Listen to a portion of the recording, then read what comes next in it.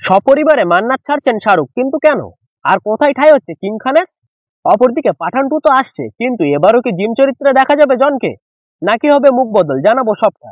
পয়েন্টে আসি, মুম্বাই ঘুরতে গিয়ে মানুষ শাহরুখের বাড়ি যাবে না এমনটা খুব একটা হয় না। সমুদ্রের খুব কাছাকাছি এই বাড়িটি শাহরুখের অনেক স্বপ্নের ও অনেক পরিশ্রমের ফল। কিন্তু জানা যাচ্ছে এবার সেই বাড়ি থেকেই নাকি সপরিবারে বেরিয়ে আসছেন তিনি। শাহরুখের মান্নাতের দিকে প্রচুর মানুষের নজর, তার মধ্যে একজন তো অনুষ্কা শর্মা। বিরাট ঘরানি জানিয়েছিলেন শাহরুখের বাংলো তার খুব পছন্দের, কোনোদিন তার থেকে যদি কিছু ছিনিয়ে নিতে হয় তবে সেটা এটাই হবে।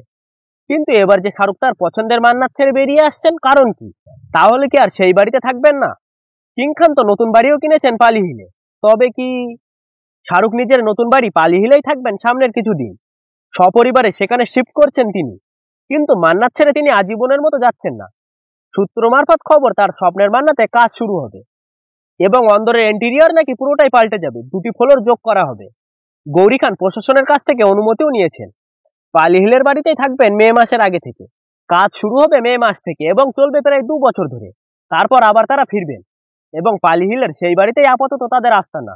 4 তলা ভাড়া নিয়েছেন তারা। ভাড়া দিতে হবে প্রায় 3 কোটির কাছাকাছি।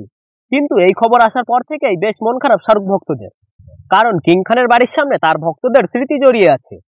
শাহরুখ ঈদ হোক বা তার জন্মদিন, সবসময় নিজের বাড়ির বারান্দায় এসে হাত নাড়েন ভক্তদের সঙ্গে সাক্ষাৎ করেন সেখানে।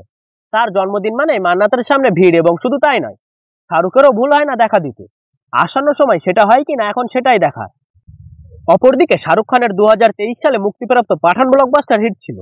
জন আব্রাহাম এই ছবিতে নেতিবাচক চরিত্রে অভিনয় করেছিলেন, যেটি শাহরুখ খানের কামব্যাক সিনেমা ছিল। একদিকে যেমন শাহরুখ খানের কামব্যাক নিয়ে আলোচনা চলছিল, অন্যদিকে জন আব্রাহামের কাজ নিয়েও এই ছবির জন্য বেশ প্রশংসিত হয়েছিলেন। ছবিতে জিমের ভূমিকায় অভিনয় করা জন একটি সাক্ষাৎকারে আইএনএসকে বলেছিলেন যে তিনি শীঘ্রই পাঠান মহাবিশ্বের একটি ছবিতে ফিরে আসতে পারেন, যা তার চরিত্রের অর্থাৎ জিমের আগের গল্প বর্ণনা করবে।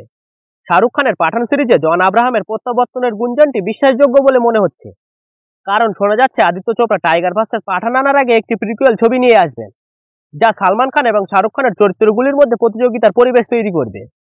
বলিউডের এই বড় সুপারস্টাররা যখনই পর্দায় একসঙ্গে এসেছেন, তখনই সিনেমায় রেকর্ড ব্রেকিং আয় করেছেন।